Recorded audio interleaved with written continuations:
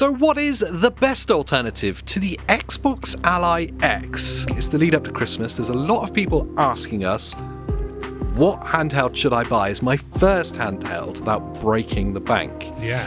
Because let's face it, the Xbox Ally X is £800. Yeah. It's $1,000 in America. It's very expensive for a first device.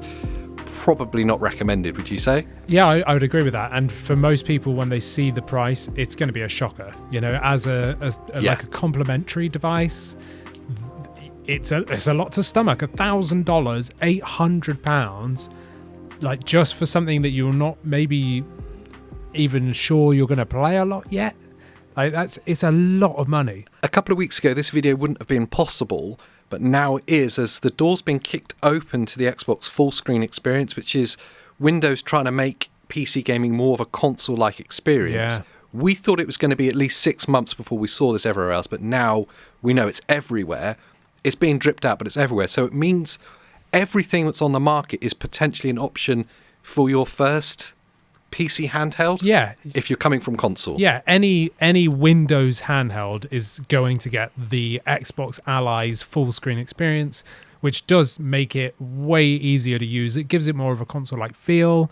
The doors are open. Anything goes now. We're going to discuss all that today. Right, it's time for me to pay the 128KB bills with today's totally impartial video sponsor, and that's GameSir. And look, all jokes aside, this is one that I am genuinely hyped for. GameSir just dropped this. This is the G7 Pro Wu Chang Fallen Feathers Edition, and it has officially licensed Xbox wireless. I'm not kidding. This is it. This is GameSir's first controller with proper, native, rock-solid Xbox wireless connection. It is massive news for us Xbox players, as we now have a more budget brand offering us licensed Xbox wireless. And they didn't just get this insane license and stick it in a basic shell. They kept all the full super nerd specs that we saw and loved with the original G7 Pro. So you get those bleeding edge TMR Hall effect joysticks. You get optical micro switches in the ABXY buttons. You get the Hall effect triggers with micro switch trigger stops. You get the 1000 Hz polling rate on PC, both wired and with a 2.4 gigahertz connection. You get the mechanical micro switch D-pad and loads more besides. Breathe, AJ.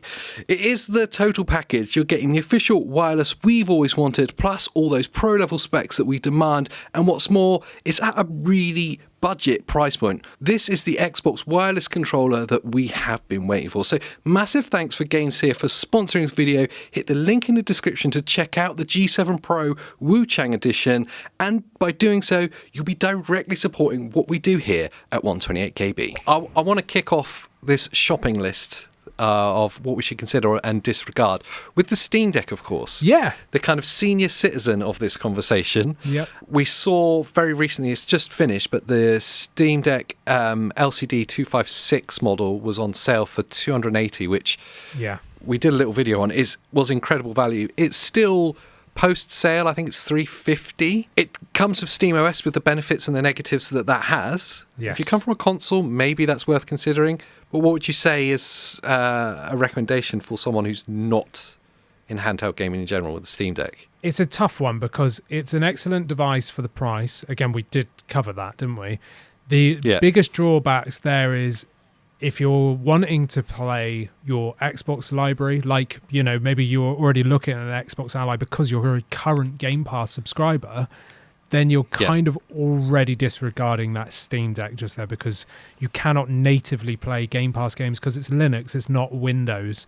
If you want to play Game Pass games, you're looking at streaming them, and you won't be able to play like Call of Duty natively, stuff like that. So there's the biggest hindrance there, as well as the performance now. The biggest drawback with going into SteamOS is you're starting your library again as well. So obviously Game Pass is a big consideration for people coming from Xbox, but also coming from Xbox, there's a lot of the games you would have bought digitally we play anywhere now. Yep. And if you go to the Windows devices with the Xbox full screen experience, you'll be able to play a lot of those on them already without having to buy new games. I know from personal experience going to a Steam Deck and going, oh, I need to buy games again. I've got nothing to play. Yeah. It's an expensive endeavour to start. That's it. So if you're already a PC gamer looking for a separate handheld and you're the use case where all your games are on Steam anyway, then the Steam Deck is a consideration. If you're someone that's like heavily invested in Game Pass and Xbox titles, then I think disregard the Steam Deck and we'll look at the next device. I'm going kind of through ages, basically. I'm starting with the oldest and I'm going to go through to the newest. And so the next oldest really is the Z1E allies. Yes. The white ones, the kind of slight spec bump, but it's got the Z1E specifically. I think it's a discontinued product or it's right at the end of its new life. But if you look on the second-hand market, there's a lot of them. And I know in the UK, certain retailers in the second-hand space, like CEX, will give you like a 5-year warranty when you buy used products. And you can get them for, I've seen them under 350 in my local shop. So it's not even like, I live in a really rural part of the world, so it's not like there's loads of them around. There's 2 in there right now for under 350. Yeah. Which is, to my mind, an insane price for that device. It's an incredible value. They're $340 for a B grade with 5 years warranty, which you can't sniff at that, you know. So no. And so you are correct. They have discontinued, like they've sunsetted the device. They're still supporting it software-wise. They're just not manufacturing more of them. So certain retailers still have it. I've seen it on sale new for $399 UK prices. But second-hand market is the best bet. Because you'll be able to get them really, really cheap. That Z1 Extreme is incredibly performant still. It's almost on par with the Z2 Extreme, the current generation, at the like max power. So you're still going to be playing games really, really well.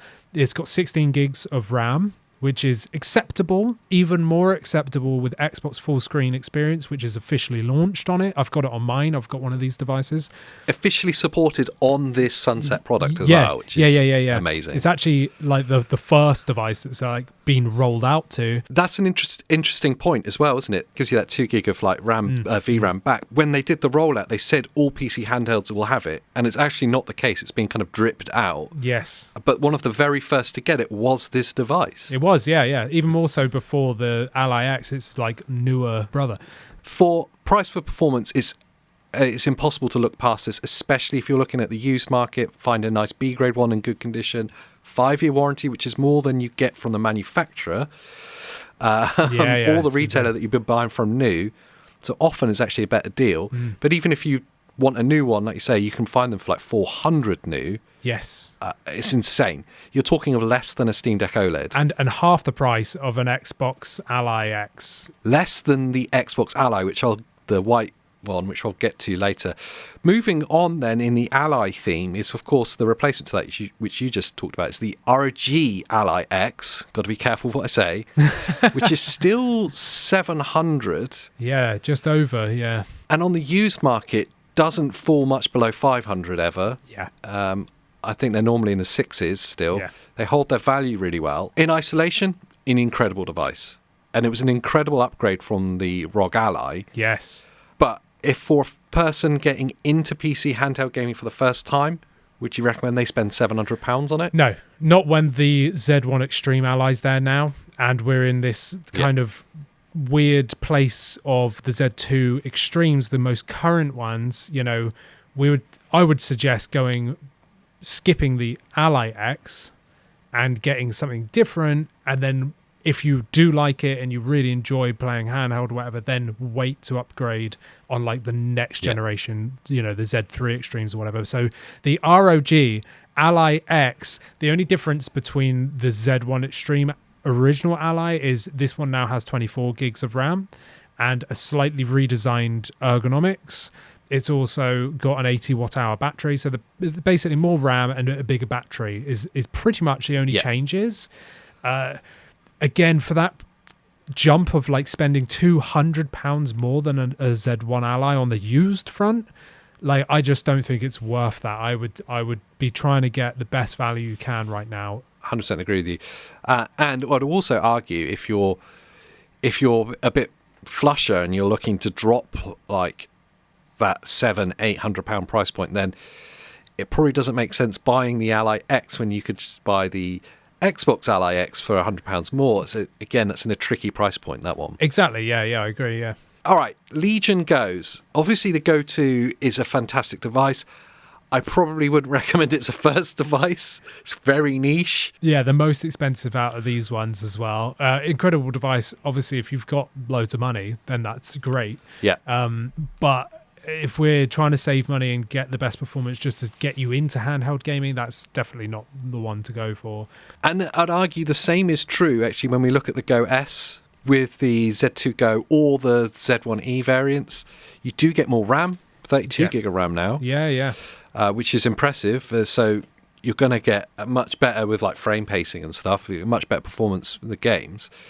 But again, price point wise, I don't know if it justifies. If I was a newcomer to the space, I don't know if it justifies the price. Yeah, it really depends. I mean, if you're looking at spending out on an Xbox Ally X or even a Lenovo Legion Go 2 or whatever, before you make that jump, maybe getting a Z1 Extreme Go S is the better shout. It's an 8-inch display, which is brilliant. You know, it's got the Z1 Extreme, which is great. It's got 32 gig of RAM, and it's about 700. So it's a really good price point for that extra screen. Obviously, 100 more could get you an Xbox Ally X, but that's only a 7-inch screen. You know, and a lot of people say that the Go S, which we've not had hands-on with, but loads of people say that that's the most comfortable handheld they've used. So people argue that that's the best, like, ergonomically and stuff. You've got to watch out, though, because there is the Z2 Go versions. Yeah. And those are considerably worse performance. It's a much less powerful chip, and they're still expensive. I've seen a lot of people, when we were covering the Go 2's launch and the Z2E variants, I saw a lot of people getting confused with Lenovo's product range and the different processors that are in the different ones. Yeah. It's understandable that it is confusing out there. Again, it really comes down to, like, the way I see this is your first entry into PC gaming. You want to be getting the best value for your for your money. So whilst those are great devices, they are still fairly new, so the prices are high in comparison to the slightly older versions. I would even go so far as to skip the Legion Go 1, because that's a little bit more confusing. It's got detachable controllers and stuff, which is cool. It's a great device, and it's got a massive screen. So if you want an 8.8-inch screen, then that is the one to go for. But it's got a portrait screen that's been turned on its side, so you get vertical screen tearing. It's so disgusting. Yeah, there's no VRR on that one. And it's only 16 gig of RAM, and they're still holding their value fairly well versus the Z1 Ally. Would you look at any of the MSI devices for a newcomer? Either the A8 or the 8 AI Plus? God, I get them so confused. I would say not for a newcomer. Again, unless you're looking to spend money. But the way I'm seeing it, again, is the budget. Price. Yeah, the price. Those devices are excellent. The software's a little bit rubbish. And the rumble on those devices is the worst out of any handheld I've ever tried. Sorry, MSI, but you need to fix that. I will say that the colourful A8s look cool. That's probably one of their great things. They look cool. The A8 is really good for a Z2 Extreme device. It's probably the better one because you're getting an 8-inch screen. But again, the price, you're looking at $850 here in the UK. It's more than an Xbox Ally X. Yeah, it's expensive. So then we're kind of settling on this kind of repeated pattern of, like, price for performance. If you're a newcomer, it's not worth looking at the newest devices. I'll throw a spanner in the works then as the final one to consider, which is the Xbox Ally, and I'm going to put in brackets S, which I mean the white one. Why didn't they call it the S? I know. Why didn't they? It should have been. They got the X, which is the black one, which references the Series X. Why didn't they put this as the Series S handheld? Xbox don't understand marketing at all, do they? Branding and stuff. So the Xbox Ally S is, am I right in remembering it's $499? That's correct. Yeah. Launch price here in the UK, at least. Yeah, which is a very attractive price for a first device. I do have to bear in mind that's going to be the same price as, it's pretty much the same price as an Xbox Series X if you're coming from console space. It's a lot of money. It is, yeah. And you're getting the Z2A processor in that, which is underperformant compared to the Z1E. Yeah, it's the worst on the list in terms of, like, performance-wise. This is like the lowest end chip out of any of the handhelds. So yeah, it's actually more expensive than the Z1 Extreme Ally, and it's considerably worse. The only benefit is that it's more ergonomic because you get the controller horns. And it's got the Xbox branding. Yeah, it's got the Xbox branding, but it's the same screen as the Z1 Extreme Ally. It's I would struggle to recommend that over anything else on the list. I want to kind of caveat, if anyone's bought any of these devices in isolation, they're all phenomenal. They're all We've said great. it so many times, there's not really bad decisions to make, but I'm trying to keep the reference point of someone who's not in this space, purely because we get this question quite a lot. I was reminded of it again last night, someone on Twitter asking us the same question. I'm coming from console, I like your videos, I want to get into PC handhelds. What do you recommend? And obviously the biggest part of that is what's your budget, or what you're comfortable spending. But I have to say as well, I would keep that budget low because you don't know yet if you're actually going to use it or not. Exactly the way I think of it, yeah. And there's nothing worse than you've spent £700 on a device and it ends up gathering dust under your TV. Yep. That's ridiculous. Yeah, I totally agree. And we're also at that weird point where the Z2 Extreme processors are like kind of in no man's land, where it kind of RDNA 3.5, you want to be waiting for RDNA 4. So if you're only buying now and you don't even know if you like handhelds yet, I would definitely be trying to save money and getting the best value device right now to then see if you like it. If you really like it, skip the Z2 Extreme, just wait for the next iteration for RDNA 4, where hopefully we'll get hardware upscaling with FSR 4 on these handhelds, and then we'll see a noticeable performance gain from the next set of devices. So yeah, I'm with you there. Yeah. So unless you've been sleeping under a rock for this whole video, I think we've kind of settled on a device. Yeah, I think so. It seems pretty obvious what it is we're going to be leaning on here. Yeah. What do you recommend then, Andy, finally, for someone new to PC handheld gaming? What's their first device? I definitely think it's the original Ally, the Z1 Extreme White Ally. There's a couple of drawbacks. So the battery's smaller than a lot of these devices, and also the SD card readers are hit and miss as to whether or not they will just kaput. But other than that, the fact that you can get these for so cheap, it's just a no-brainer, because that Z1 Extreme processor is still almost as performant as a Z2 Extreme. So you're getting pretty much the best performance for the lowest price here, officially supported with full screen experience. You're getting a VRR 120 hertz screen as well, which is brilliant. Like, it's a great device, and I think it's definitely underplayed these days. Everyone's kind of forgotten about it, but it's an excellent, especially as your first device. It's a brilliant I'm device. reminded of it every time I go to the secondhand games retailers and go like, they're at $350 sat in the window. Like, that is such insane value. Yeah. If we weren't surrounded by these devices all the time, I'd be like, well, I'm just going to have to buy it because that's so good. Yeah. So if you're one of those people that's walking past that window, maybe you're sick of the Black Friday sales and the Cyber Monday madness. You're like, I just want to get into it. I can't recommend that enough as a first timer, someone who's testing it out. Xbox full screen experience will be there to install straight away. And then you have a console-like experience, and you get to see if you like this. And then if you're enjoying it, you're having a great time with it, as Andy says, when the next generation drops and you're starting to see the RDNA 4 performance and genuine upgrade, then you can decide whether it's going to be worth spending to upgrade. Yeah, I totally agree. But even if you don't, you'll have time spent with this with good gaming performance.